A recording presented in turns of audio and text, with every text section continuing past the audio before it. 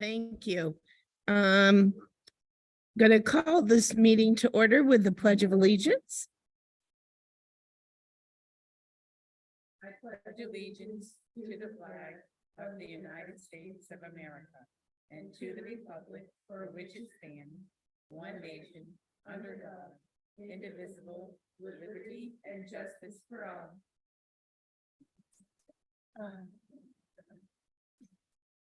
Okay. I'm gonna welcome everyone. There are no adjustments to the agenda. So we are going to do audience introductions first. I forgot that. Good job, Brian.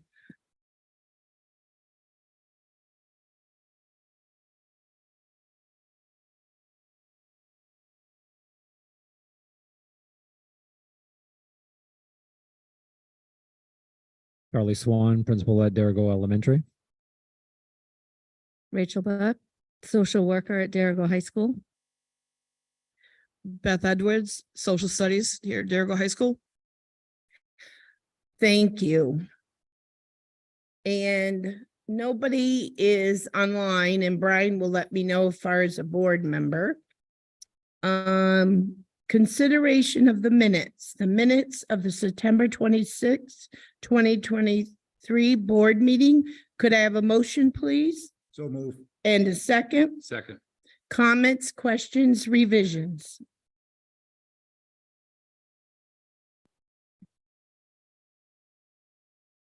On my proposed motion, that it says that well, it says that masks, it's an incomplete sentence. And I meant to say that masks, there's no consensus that masks even work for COVID.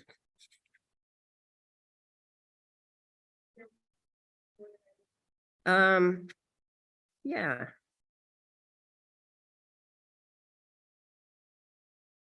Yeah, after.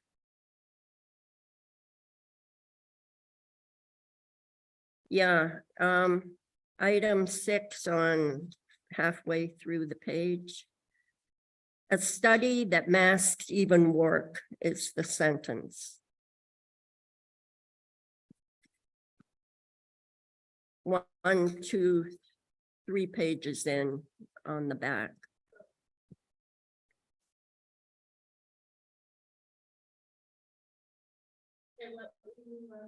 Well, there's no consensus that masks even work, and there's a lot of evidence that they don't work for COVID. So Kathy's going to fix that. Yeah. All right. Any other comments, revisions? Seeing none, I'm gonna just do a show of hands. All those in favor? Thank you. Move that over. Public comment. This is the time the public can make a comment. Anybody online? Anybody out here? You're waiting your turns. Okay, communications.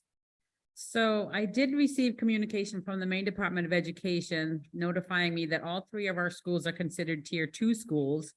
The 3 principals attended an informational webinar concerning tier 2. So tier 1 is like no concern, tier 2 is some concern, tier 3 is the highest concern. I will get to that in just 1 second, okay? So the principals attended this informational webinar, and we will organize and present to the board the information on how you get identified as tier 2 and what our plan of action is. Previously, Derigo Elementary School and the middle school were tier 3 schools, which is a higher level of needs. Derigo High School is never identified before because we had not been allocated Title I funds. So to get to your, I will give you a quick, there are multiple points that they look at, from attendance to various subgroups. So do you have a subgroup of special ed? Have they made equal gains over 3 years? Do you have a subgroup of economically disadvantaged? Do they make gains? So there's lots of different points that they look at. So all of the schools have different data points, and we will share them with you. Hopefully at the next board meeting, we'll be ready to present why we were identified as tier 2, as well as our plans on how we're gonna get out of tier 2. We're very fortunate that all 3 of their schools have already taken like steps that will cover what the DOE are looking for, because they're looking for, like the elementary school and the middle school just got a new reading program with the science of reading and a new math program. So they're going to be covered under, they're already making those things. High school will be covered because the BAR program is a program that is identified as a positive program to put into high school for academics and for attendance and behavior. So we already have good plans in place. We just need to solidify them. And I would tell you the points of all 3 schools, but I can't off the top of my head because they're all different for different reasons, attendance and other things. So we will give that all to you at the next board meeting, as well as our plan of action. And that was the highlight of my I have a communication. question Yep, go ahead. too. Without going through all the details, the things left, is it, if we are identified as tier 2, is there a consequence attached to that? I assume. So Charlie and I are laughing because we both attended this webinar. So if we have tier 2, they identified you as having concerns, and you are supposed to write a complex plan of action of how you're going to do corrective actions. But you do not have to submit them to the Department of Education. You just have to write them and have them on hand in case they ask for them. So we could produce them. Really? There's no money connected to tier 2. If you're tier 3, you get coaching and lots of things, but tier 2, you get told you're tier 2 and that you should come up with a plan for, which is interesting because we do that every year. Like the 3 principals, we always look at our data and what we want to do for an action plan. So it's not going to change necessarily our plan of action. It's just, we're gonna have to formalize it into the outline that they want it for at the DOE. And these are outcomes, right? These are results or lack of results with the Yes. students, I take it. Yes, yep. So it goes with your truancy. It looks at your chronic absenteeism. It looks at, like I said, your subgroups for reading, writing, reading and math. So it's like, there's different reasons why you can get on this. Many of the superintendents have said, kind of tongue in cheek, that we're probably all going to be on it eventually, like just because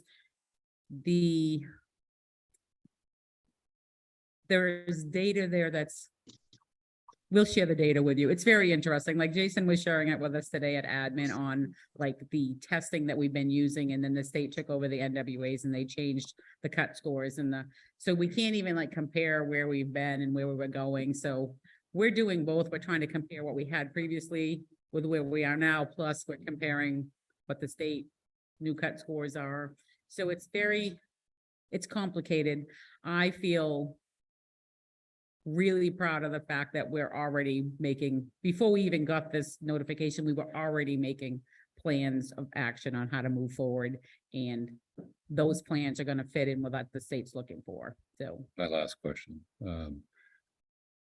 Safe to say that we still don't have evaluation processes for teachers that consider outcomes as well. Is that still the case? So that is not part of It's not the same. the performance evaluation plan. They took that, the state took that out a while ago. It's no longer part of our PPEG plan. But The outcome piece. the outcome piece, like the student learning outcomes, is not part of the plan anymore. So you're held accountable to write a document that may never be seen. Is this sort of like a politician's thing?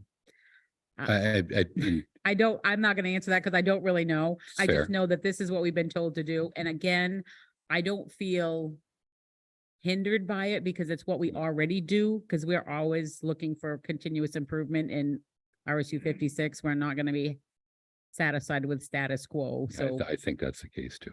Yeah, thank you. So go ahead, Tim. One quick question. How is this assessment done? Is it on site or is it by information that's been submitted? So it's information that's submitted. So it's the state testing that we take, which is NWAs. They disaggregate that per population. They look at our truancy, they look at our attendance rates and all of that. So it's all stuff that's offsite, calculated through some I'm sure, protocol online.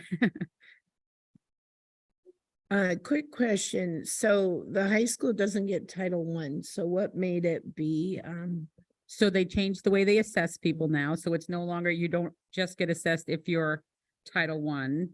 And so they do all buildings now. And again, Okay. they use the data points because we have tenth grade NWAs, so they use that as their assessment data as well as attendance in all of our subgroups. so when you do your report, you'll know specifically what you will tell us specifically what. I actually can bring you, when we get ready, I just wanted you to hear it Yeah, tonight in that's case you good. saw it online or something. or in Well, the you will. newspaper. But we will bring, we will bring you the outline for each of the schools and what they identified in each area. We just haven't had the time to go through and disaggregate it all ourselves yet, so it's fairly complicated. We are planning on doing that before the next meeting so that we can have all of that to you and we can explain it as you see it, because as I said, it's got a lot of data Okay. points and it's Okay, a little complicated. thank you. That's it for communication. New business, I'll have Rachel, you coming up to talk? Okey doke. Did get in our pamphlet, the proposal. So I am here to propose, we bring international travel back as an offering, for students and community members in RSU 56. We have not traveled, I believe the last trip was 2019. Yeah. And so we obviously haven't traveled for the last few years. And would like to bring it back.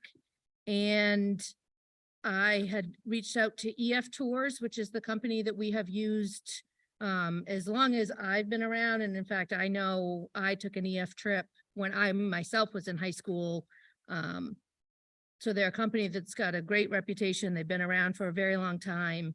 And I'm proposing that we go to Spain because Spanish is the language that we offer currently at Darragh High School. And I know that when I was on a trip, we went to southern Spain in 2015, and we had students enrolled in Spanish at the time, and they got to use their language in country, which was incredibly valuable for those kids. And then I went to England and France in 2017, and we had students involved in French who were able to use their language in country. It just rounds out the experience, and I figured it would be a nice way to get more kids interested in traveling and perhaps also get more kids interested in taking foreign languages when they can see the full 360 of these kinds of experiences. So I'm looking at a trip over April vacation in 2025, where we would fly to Madrid and then move our way up into the Basque Country and then finish in Barcelona and fly back home from there. This trip that I'm looking at is a 12-day trip, so it would expand beyond the strict borders of April vacation.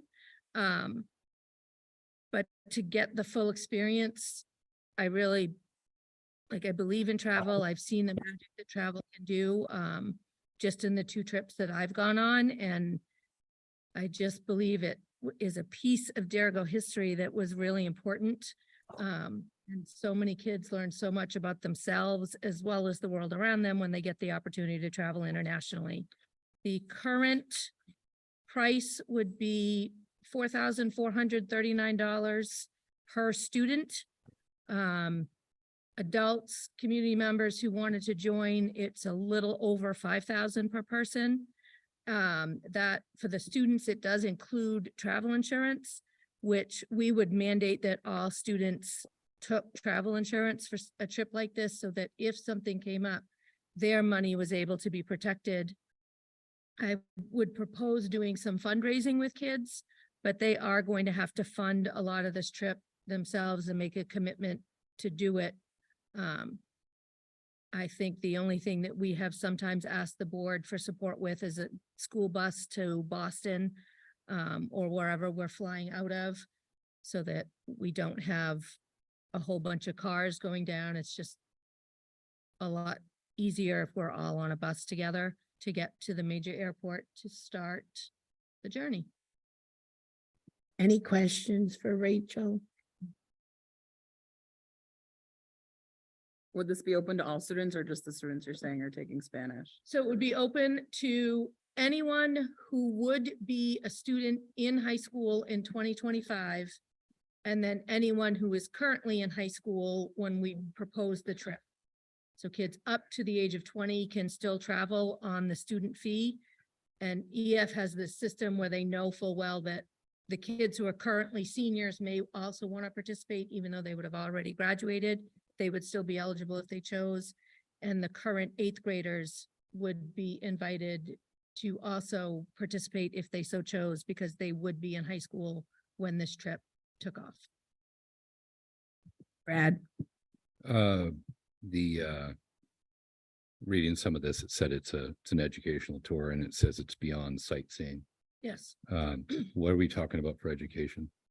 So a lot of that really depends on where we go and what the specific experiences are, but this trip has us going to, I think, 2 museums. So there's the art tie-in for any kids who are really interested in art. We visit a lot of the historical spaces. You get some cultural experiences. This one, there's a lot of, and again, I'm not fluent in Spain and everything there, but some different, what I would think of as castles. What's the word I want? Regal. Kings and queens. I'm Palace. We Palaces, thank usually you. go to Madrid Um, Palace. visiting the palaces, and getting a sense of the culture of the country, politically, architecturally. There's really, depending on where you go and what happens, there's just so much history that gets wrapped in, and a full experience. I know we had gone when we were in Paris. And so then after the church burned in whatever that was, 2019, so many of the kids that were on that trip were sharing their pictures from when we had been, and just that it helps you see yourself as part of something bigger than just being a citizen in Western Maine, and that the whole world is really part of your life. Are there any experiences planned to travel America, or is it just the world citizen stuff? So this trip is, I'm looking at the international experience. Again, I've seen it make such a positive impact on students' lives and on the community's life. I know the last couple trips we had just about as many parents, family travel with the kids. And so those relationships were deepened. In the past, there have been American-based trips. They run some trips to New York City, to DC. I've taken some kids to New York City. But this trip, I'm focusing on getting us back outside and into Europe. Thank you. Go ahead, Is Tim. there a minimum number that you need for the trip? So we need at least 6 people to go for the trip to sort of be established. They hope to have in the vicinity of 30 people going, for us to have our own bus, our own full experience. If we don't get our own, they match us with other schools who maybe we might have 15, another school would have 15 and put us together, which is another reason I'm sticking to one of the pre-scripted trips from EF, so that in the event that we don't have as many kids go, we can still run this trip as advertised and join up with a different group from another part of the country. Any other questions? I know I've gone, God, I forgot how many times. I went with Mrs. Murray way back when she was, and then I transitioned over and I'm not going this time. I have other, but I did go to Spain. We did go to Toledo. We see the swords made. I mean, I went to the palace. I remember Don Quixote. I remember windmills. You eat the local food. Beth does better now.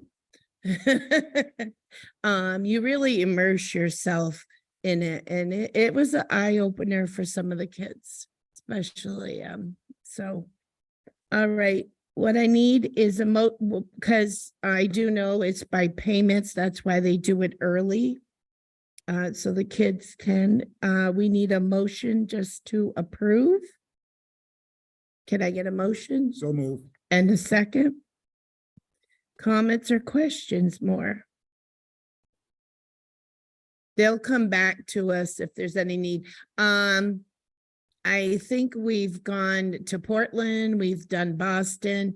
We had our own bus before, so it also depends, especially we did a limo service. Which had the wrong time, but we made it. Okay, so we've done Right, multiple we things. bused to Portland and then the bus Portland, from right Portland. to the con. No. So, all right. Seeing no more comments or questions, all those in favor? Opposed? One opposed. Thank you, Rachel. Thank you.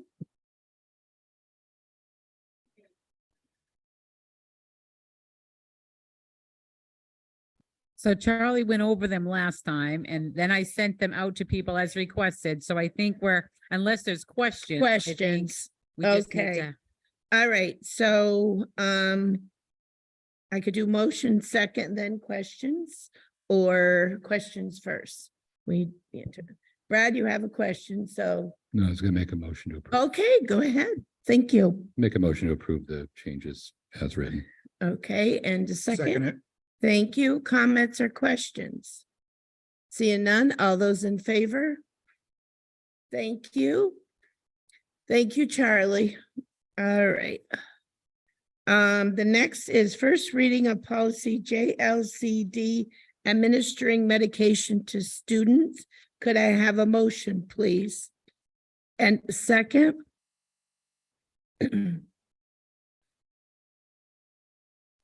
I'll second that. Thank you. Do you have a question? This was approved last year and well, it was gone to the policy, approved.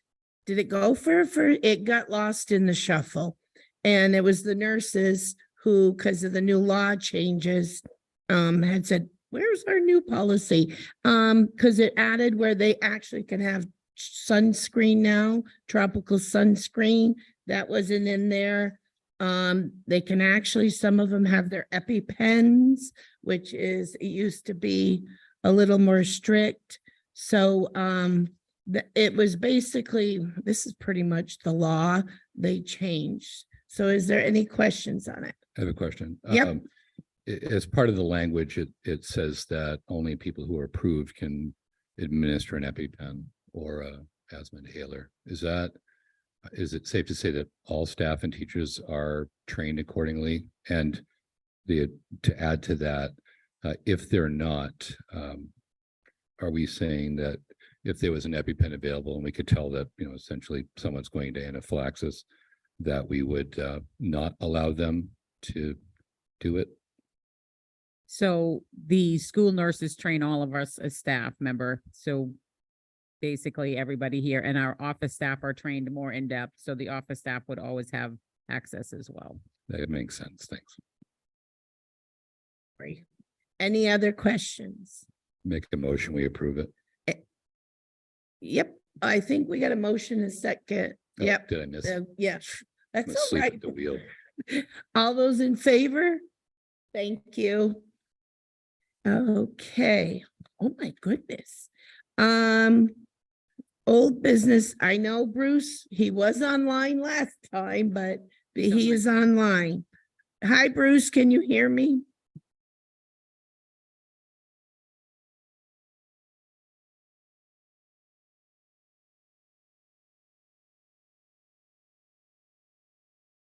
Bruce? Hello, can you hear me? Yes, I can. Thank you. You're welcome. You're on for an update. Well, I'll give you, there's several meetings that we've had since the last time I've ever presented. On August 15th, it was just a short special meeting where the board got together and hired 3 new members for our openings and positions that we have. Now to move up to our first board meeting that we had in September.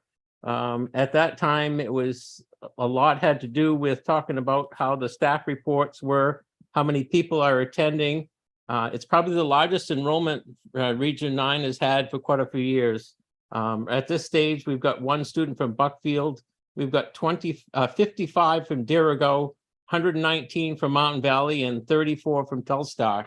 Most of our programs, we actually had some people on a wait list, which we've never seen for quite a few years.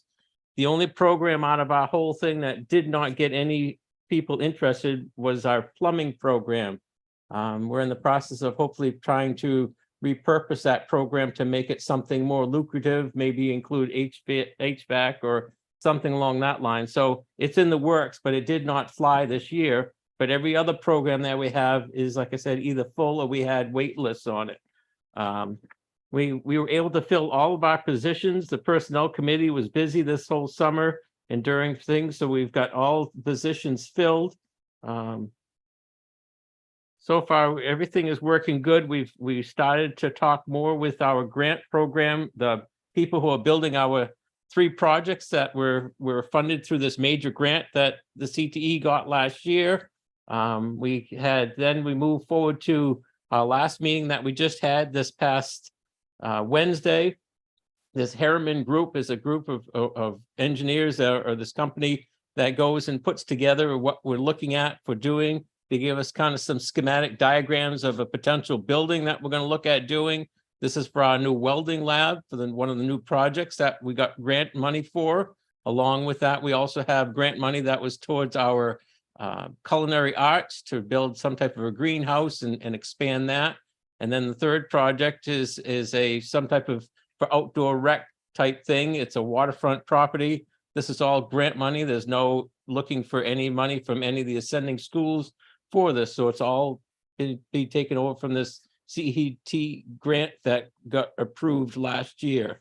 Right now, we're looking at the like I said, the presentation that they did.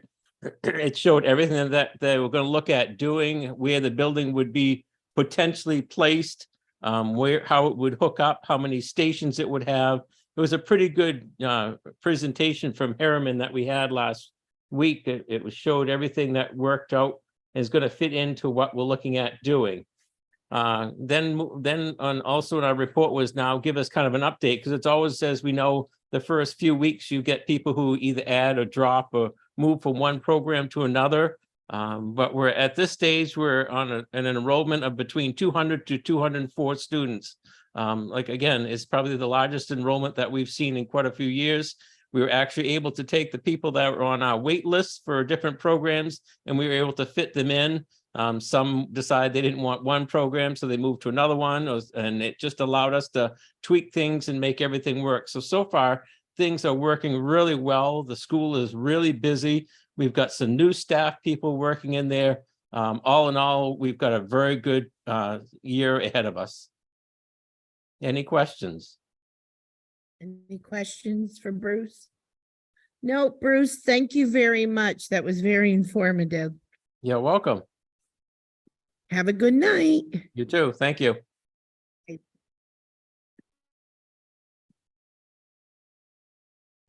it off. Strategic planning update. So I just want to let you all know that I did send out an invitation for our first meeting for strategic planning. We will be having our meeting on October 16th, so next Monday at 5:30. At this time, I thank you, Brad. He's one board member who's willing to serve on it. I do need a second board member. I'm hoping to get a second board member to serve on that. If you're interested, please let me know. And we have a representative from each of our 3 schools that are willing to serve. We have 2 administrators because we don't want this to be administrative heavy or board heavy. And then we're looking for 3 community members. I have not heard from any community members, but I did ask the administrative team today to try to come up with 1 or 2 from their buildings that I could potentially call and just say, hey, you were noted maybe that you might like to serve on this. So we will have our first planning meeting October 16th, and we will work on starting our strategic plan. Okay, sorry. Oh, continue. 5:30. So as my report, I just want to report out that homecoming did go well last week at Darragh High School. The juniors won overall, which is unusual typically that, but that was good for them. I do want to I don't normally come back to hold and secures, but we did have a hold and secure at Darragh High School. And I don't want to get into details because, you know, if anything moved further, you would have to consider it. But I do want to clarify a rumor that's been pretty rampant out in the community. So there was no, there was a pocket knife. It was never wielded as a knife. Nobody was ever threatened or anything like that. So I just want to be clear that there was never a point in time where anybody was in physical danger. We just decided that at that point in time, given the circumstances, that we should just do a hold and secure because we did obviously have police coming and just wanted to clear the hallways. So they did go into hold and secure until the situation was finalized. And again, nobody was hurt. Everybody was safe, but we just wanted to be very cautious about having emergency people walking in with lots of students in the hallway. You look like you have a question. Do I have that look? You do. I had mentioned in an email chain that we don't get notified as a board, and maybe I'm just missing something, but there's usually a phone call that goes out, like a robocall or a text message or something that goes to parents. So I sent an alert call just to tell parents that we were in a hold and secure and it was cleared and everybody was safe. As soon as I do that, I literally just copy what was sent on the robocall and I email it to board members to keep them aware of a situation that was happening at the school. That's typically how it is handled. It would be helpful if we were notified at the same time through that same robocall. Not everybody's in email. I probably am in a little bit more, but there's nothing like getting calls and messages from people asking what's going on. And we're like, I have no idea. I've seen that happen a number of times. So is it realistic for us to get put on that robocall list? Well, the robocall is for parents and that, because when our emergency plan, they deal with it.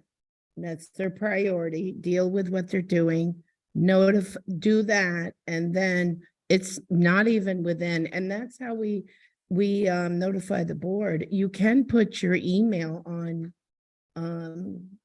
your phone. I have my email. Well, I have my email on every device, but what I'm asking is it reasonable to get notified simultaneously as the administrators of the school district? I think we should be aware. I don't think it's unreasonable to ask for.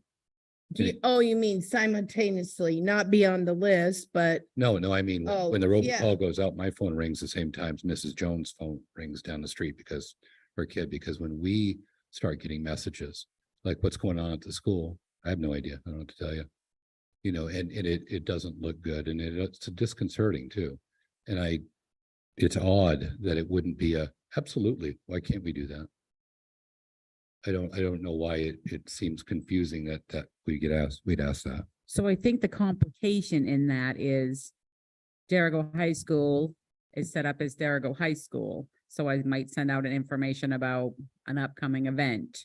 And so an emergency call, I've just never figured out, I don't know, I'd have to defer to Brian, but like, I don't know if there's a group that can be like a Darragh High School emergency group that's separate from, like, I'm pretty sure you don't want all of we have a workshop day on Friday, you know, those kind of Yeah, calls some that of go that out stuff might be regularly. much, but and I'm not asking for anything that would be a technical impossibility, but it just seems like when there's an emergency, we should be made aware, or a school closure, something like that, we should know.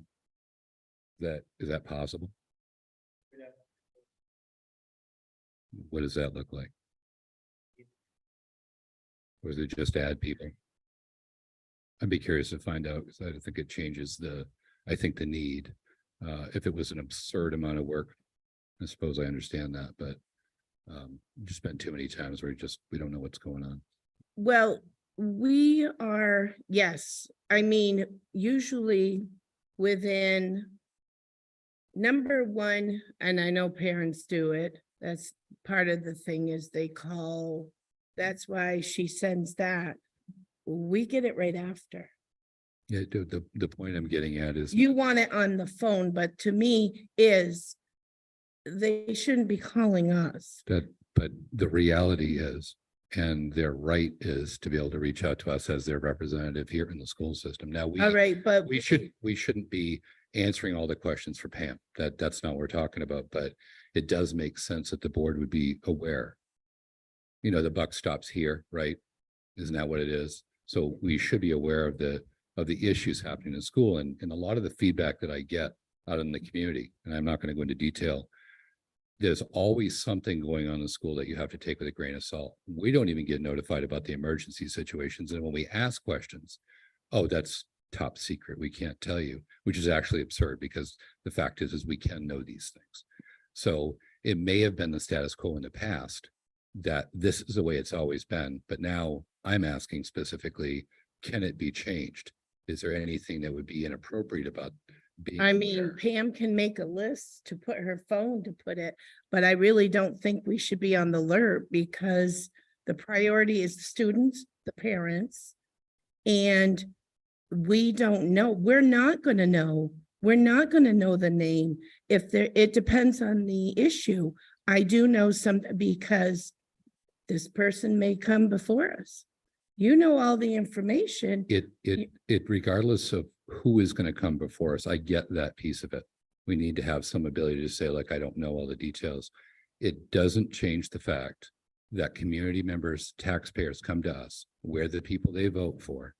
And we should know, we shouldn't be saying, yeah, I have no idea what's going on. It's easy to say, well, something did happen. The board is aware. We were made aware when it happened immediately. But sometimes there's a delay. You know, the people that aren't in their email all the time may not know for hours or the next day. You know, so it's odd to me, though, that this is such a complex request. I could see the technical side of it. Maybe that's an issue. But I would just think it'd be reasonable that the board would be aware. But you're saying we are aware, but you're saying people don't look at their emails. No, what I'm saying is, if a robocall goes out to the community, to the parents, To the parents. right? And then the parents are freaking out. And by the way, they know board members. We're all here in the community. Sometimes, quite often, they reach out to us. And then we're going, geez, I have no idea. Now I could say, well, let me check my email. But the appearance is we have no awareness. And that's been really a long time thing in this community, is we don't have awareness of what happens in the school. It's always a secret. I don't see it as a secret, because I'm always called, You Or are, I'm- you're the board chair. yes, and usually, I mean, she has what's been said, what can be said. Because we do have, I don't think I need to monopolize this conversation. If other board members have something to say, they certainly should speak up. go ahead, Joy. No, it's on the top, Joe. No, that's. Okay. I should've- It comes up on Facebook, with an alert for me that the sheriff's department is being sent to the school girl wielding a knife. Well, that's alarming to me when I see it. And so in response to that, I get messages and phone calls from several people saying, what's going on? What's going on? What's, there's a shutdown at school. What do you know about it? Nothing. And I didn't get anything on my computer. Is that To where the- all, it went to It all, did? it went to I'm every gonna have to board check it member. back, But I never saw didn't anything bring on my mine. computer, but I have trouble with the internet in my house, so Well, maybe that I might have been it. understand that. But I agree with Brian in that. Yeah, I think we ought to. Brad, I mean, I'm sorry. Um, with Brad. That, yeah, even if it's not immediate, I mean, in that chain of robocalls, there's only 12 of us. Go ahead, Yeah, Liz. and I think I agree, and I understand about the confidentiality and all that. But I've gotten a lot of calls or stopped and asked questions, maybe not specifically about this, but yes, about this too. Don't you guys know what's going on at school? And I'll say, no, I don't. And I think it's hard for people in the community to understand. And maybe they don't know, or maybe I don't know all the rules and the regs that go with being board. I'm learning, believe me. But I think people have a different conception about it. They think that we should know things that happen in the school and other instances too. So, I mean, I don't know, maybe it's just something that people feel that we're put here by them and we should have more information. Like I said, not confidentiality, but say yes, like he just said, yeah, we were alerted and we know about it and things are under control. Okay, Brian, is there a way, or you may set it up, all you have to do is, well, when copy paste, you still want it on the alert. How many is on the alert? How many, you know better. So currently on the alert list would be, like for the high school would be all 230 kids or whatever there is. But on top of that would be each kid has multiple parents, multiple emails, multiple cell phones that are all tagged to it. In order to add more or create a special list, we would have to go in and either add more users or create a separate emergency list for just your contact information. It's something that could be done. My concern, or one of my concerns, would be just the flow of making the call, the process to do it. A lot of times if I'm doing it, if I'm here, or if Pam's doing it, whoever is making that, it's usually a very quick thing to go in and do.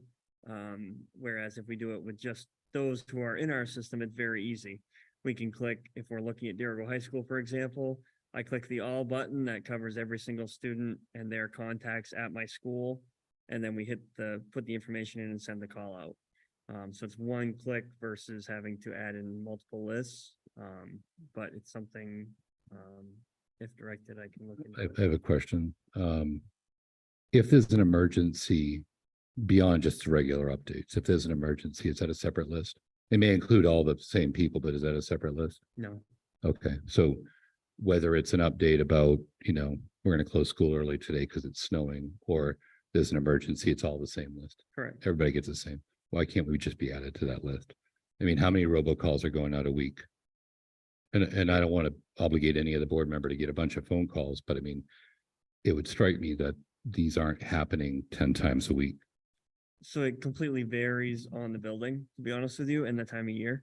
We can go a week when there's no calls. We can go a week when there's 10 or more calls. The hardest, or the most complaints that I get during the year are when I put out storm cancellations, because people don't like their phones ringing anywhere from 4 to 5 o'clock in the morning. If I added all of your numbers to the normal list, that's what we would have. Everybody's phone would go off at that time when Kenny and I put the call out. The difficult part about that is, in order to add you to that list, I would have to import you all as staff into PowerSchool. Because PowerSchool is what runs our call system. So in order to be in the call system, you have to be a staff member in PowerSchool. So I would have to create you all as staff members. I can appreciate the technical issues, concerns. It doesn't change the concern. So I guess so we don't belabor this thing tonight, it would be just nice to see if we can find a reasonable way, maybe because I understand an emergency situation, you're not like, okay, let me do 49 things before I deal with the emergency. I get it. But even Pam, maybe it's a way, I don't know, do you have like a school cell phone? Is there one provided by the school or is it your personal one? Okay, I use my personal cell phone. maybe we can just look and see if there is a reasonable solution that would give us a more of a prioritized notification like the parents are getting. Sorry, we can look at it, see how other districts, as everybody else includes, or your network of tech gurus too can help us. I can do some investigating and find out. How complicated would it be to add us as staff? The process is fairly easy. The problem is that adds in, I need to look at our staff count and see where we're at with licensing and stuff. I got it. Because if I go over a certain number, then we have to pay, our cost would increase. Any other questions for Brian? Go ahead, Joy. I still don't know what the situation was. So when that comes down to the situation where I'm not going to provide details, especially in an open setting. And if, for instance, Well, I don't need names. How did they find that she had a knife, I guess? so this is really complicated because I'm like as open as a book, like you can ask me most anything, but these kind of things I really can't give you because if in this situation, I don't see it moving beyond what I can provide for disciplinary actions, but if it did and it had to come to the board, you should go into those situations not having any details because they would be explained to you that night and you're judge and jury.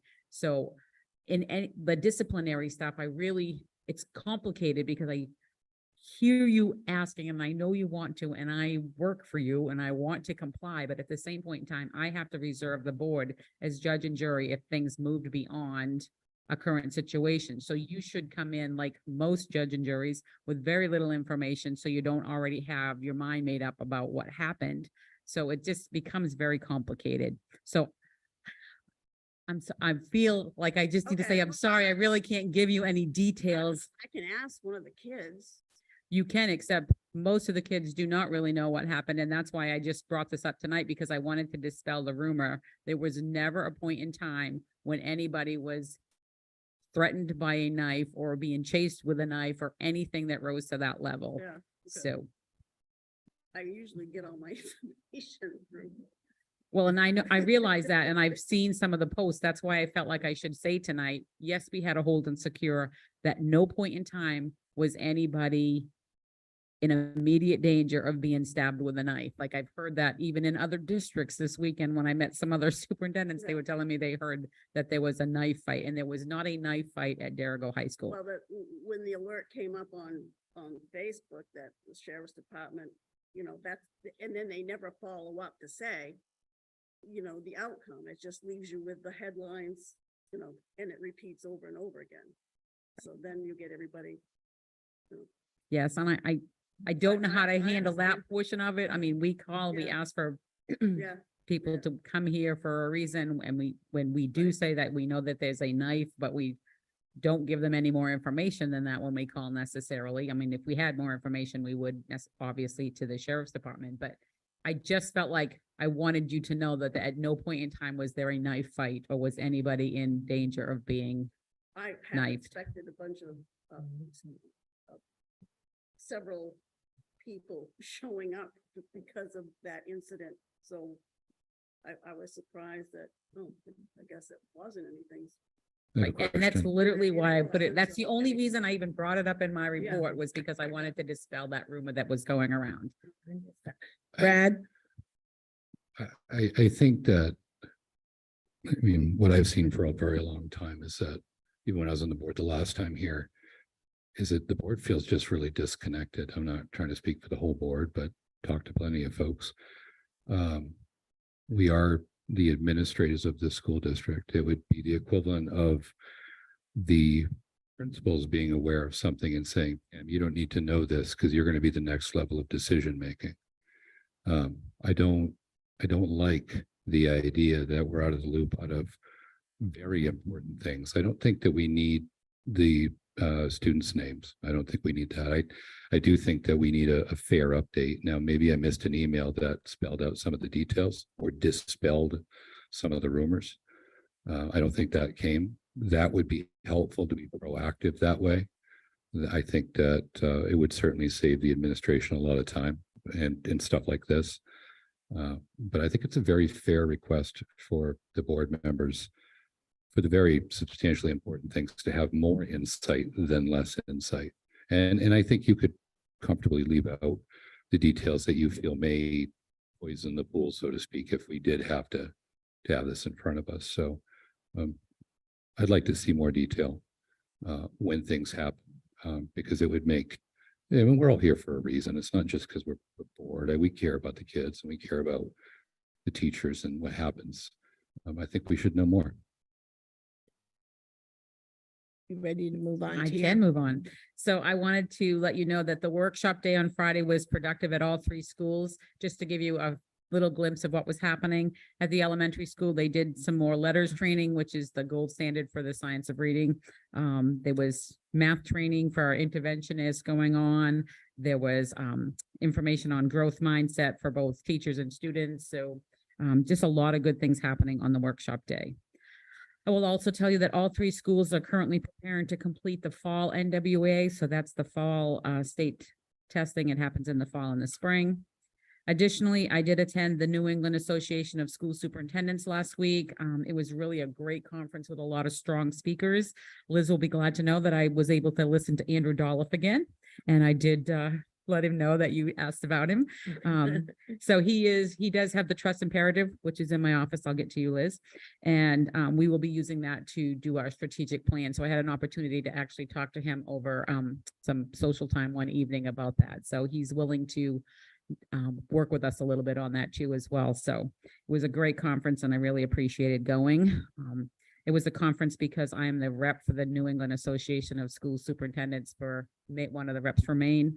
I did not ask for the school to pay for any part of that conference because it was my first year as that rep. And so I didn't feel like that was part of the school's responsibility to pay for it, but I did appreciate going and I felt like it was very appropriate and very meaningful. I do not have any new hires or coaching, so I will ask Brian Keene to provide his report, followed by Charlie Swan, who will do his for Derigo Elementary School. And we got that in our pack.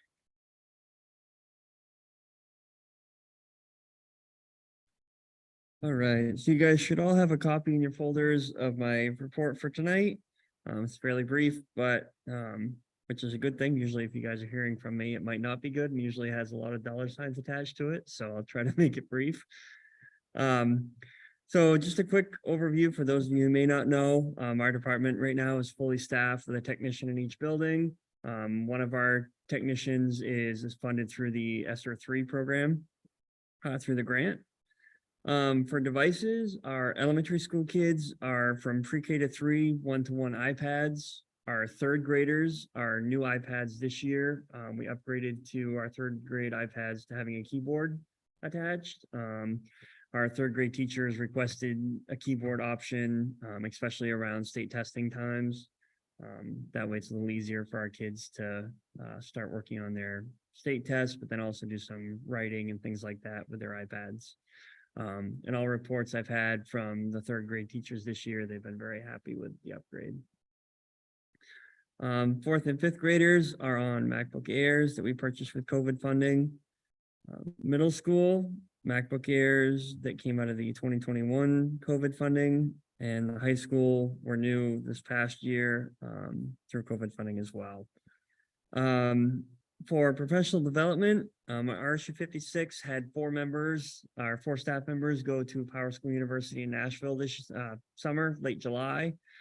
We spent 4 days down in Nashville doing training courses and everything from running just general reports in PowerSchool up through enrolling new students, looking at their new upgrades to the program that are going to be coming out over the next year, as well as doing some report writing and specific things to bring back to the district for us to use here. So that was a great experience that 4 of us went down to and learned a lot, had a lot of fun. I will be going to Thursday and Friday this week. I'll be in Augusta for the Actum Conference. It's a 2-day conference put on by the State Computer Association.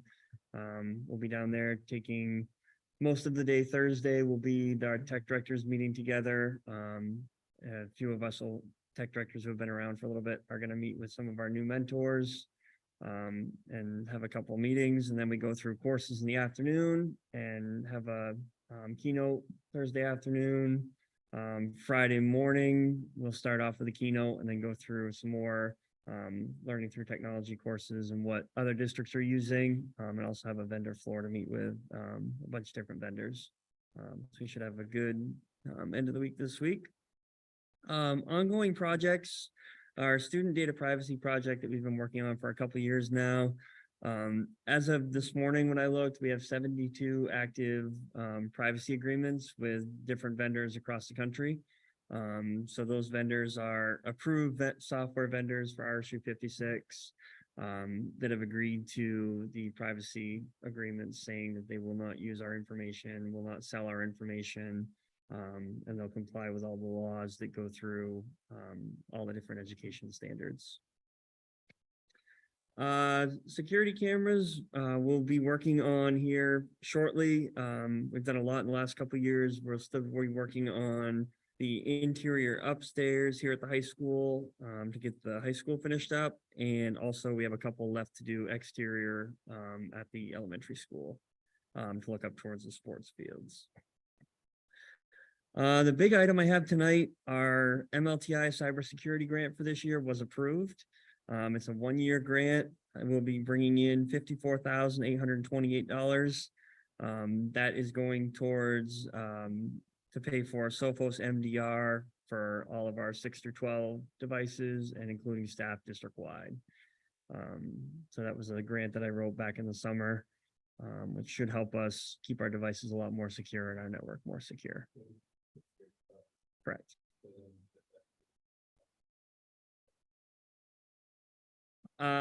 It can, right now we're using a different software, but it does, the MDR software does have that capability in it as well. As effective as it can be. There's always a way around it. So if you work hard enough, you can always find that. Currently we're running 2 different pieces of software. We're running the one that the state provides, plus our in-house firewall also has one. So there's currently 2 levels in place. This will give us a 3rd. The other one, I called it draft because it's not official yet on the backside. I am working on our October 1 enrollment counts, but this will give you just kind of a quick overview on where we're at in comparison with the last couple of years when I've done my fall report. Darrell Elementary School, as of today, was at 355 students. Middle school was 167, and the high school was 233, to give us an overall total of 755 students to date. Like I mentioned there, I'll come back to you guys probably sometime early November, or probably the first meeting in November to give you the full update on exactly where we're at with enrollment counts per grade, where we're up and down, our economic status counts, and all of that stuff after we go through and finalize our October 1 report with the state. Then I'll have all that information to bring back. The other thing we'll be working on here this week, our state quarterly reports for Q1 are all due. So our discipline, our attendance reporting, and all that kind of stuff is due the end of the week. So that's what I'm working on this week. Okay, any questions for Brian? Brian, the sale, have you figured that out?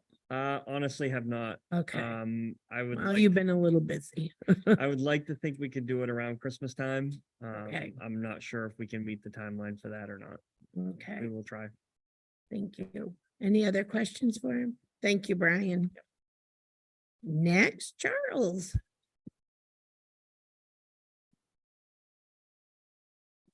All right, you should also have my DES board report in your folder.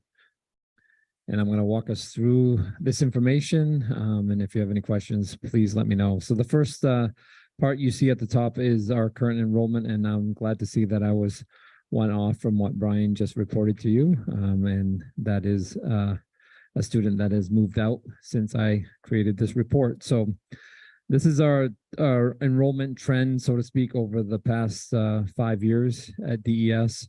And the one we're looking at for this year is on the top row. So we have a total of 356 students, 47 new students in our building this year, 12 moved out. So I guess that's a good sign that more people are wanting to come to DES than leave the school. Certainly that kind of changed we had a big 5th grade group that moved on to the middle school, and we were expecting in a smaller grade, which we did in kindergarten. We have 41 kids in kindergarten, which is a relatively small group. But we experienced that a little bit last year and had some move-ins in 1st grade. But you can see the color coordination. There's those are those kids across the years, so to speak. So we've increased in each of our grades, I think with the exception of one, in terms of the new enrollment that have come in, the 47 kids that have come in. What I didn't provide for you just as a breakdown. So for kindergarten with 41 kids, that's 14 per class. For grade 1 with 54 kids, that's 18 per class. For grade 2 with 47 kids, that's 16 per class. For grade 3 with 57 kids, that's 14 per class. Grade 4 with 61 is 15 per class. And grade 5 with 64 is 21 per class. All grades except for 3 and 4 have 3 teachers. 3 and 4 have 4 teachers currently in them. That's why those numbers are a little bit lower. Questions on enrollment before I move on? Okay. Office referrals. So this is the one where it might look like DES has been on fire, but it hasn't. We've actually had a good start to the school year. We've just had a few kiddos that move in that we're still getting used to, and they're getting used to us. And that's always a transition for our students. But what I've given you is basically an October comparison over the last 3 years. And so our total referrals, we have 154 total referrals since the start of the school year. And that's a lot. That's more than normal. You see last year it says 41. The actual number last year was 78, but between the time I reported to the board and now when I'm reporting to you now, there was a difference there. So the actual number was 78, which means we've doubled last year. But I want to stress that of the 154 referrals, 121 of them are by 5 students. So significant. That's almost 80% of all the referrals in our building are by 5 students. 4 of those 5 students are new to our building. So once we work with them, get them on a plan, try to build some positive things with them. Typically, we like to, hopefully the next time I report, you'll see that has gone down dramatically. I do want to stress when you look at this chart that under 0 referrals at the top, 327 kids have come into our building this year and have not had an office referral. That's 92% of the staff, students.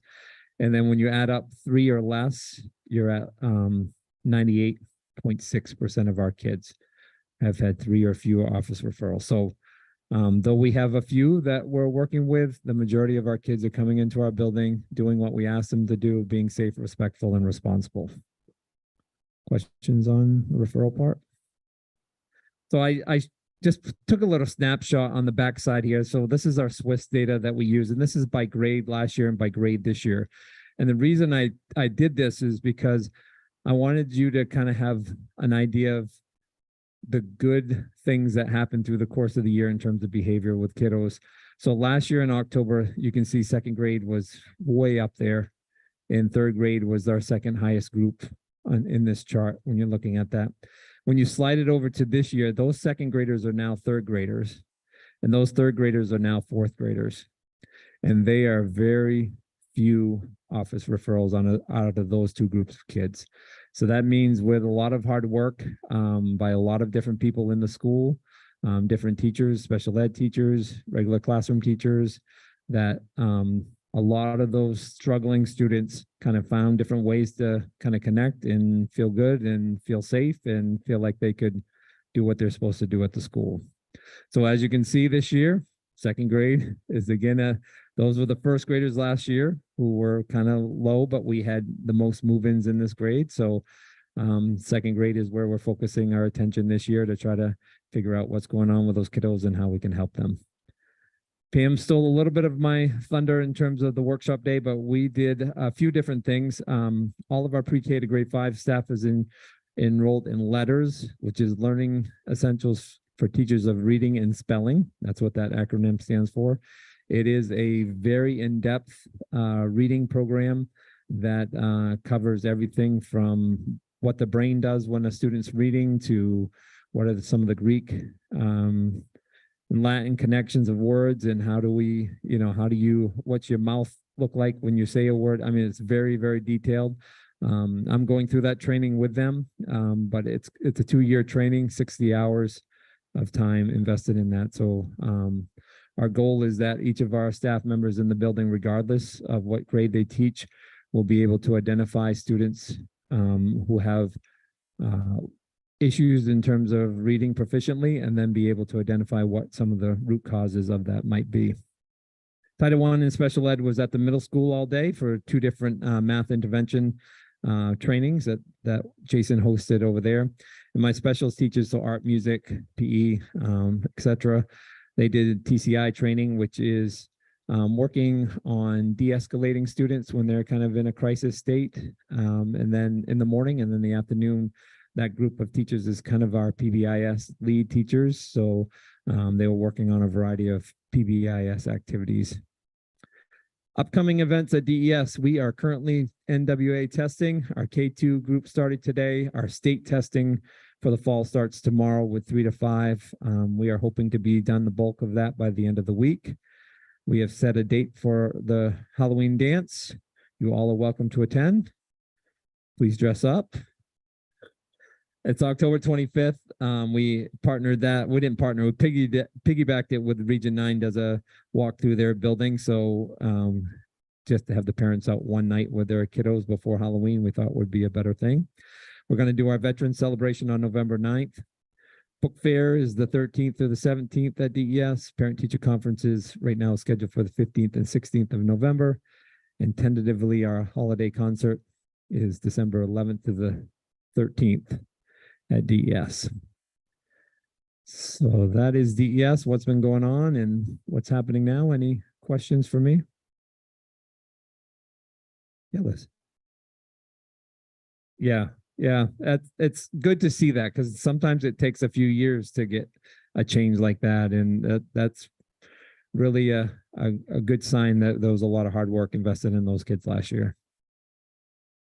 That's okay. Any other questions? Thank you, Charlie. All right, committee reports.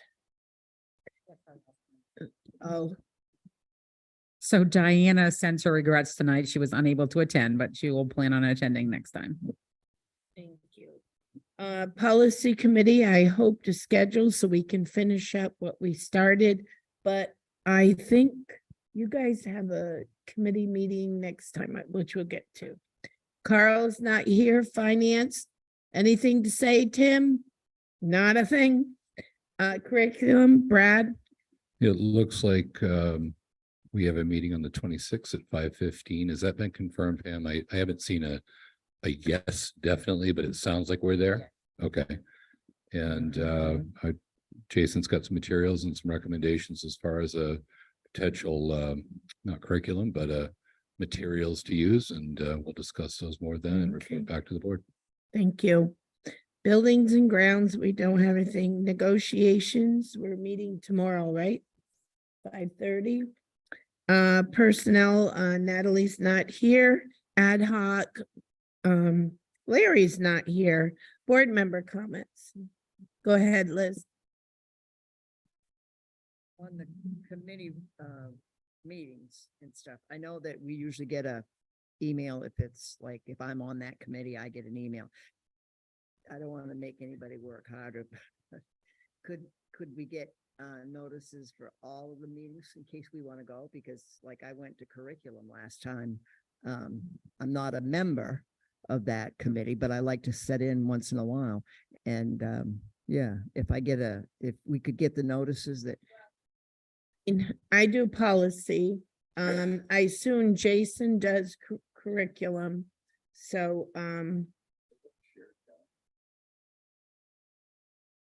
I mean, like I said, if I was really No. smart and quick about it, I'd write it right down right now, but usually I'll go home and. Okay. Yes, we do, 5:30. Yes. I can try to, sorry, my thing's not working. I will work to try to get them on here each time. So the upcoming ones are listed on this and then people can just report out. But I also can have, each person that sends out the agenda could send it out to the full board. Right. Yeah. You do the minutes, right? That way, yeah. Yes. For the committees, okay. Any other board member comments? Okay, we do not have an executive session. Could I have a motion to adjourn? My motion. Second? Second, all in favor? Thank you. Good night.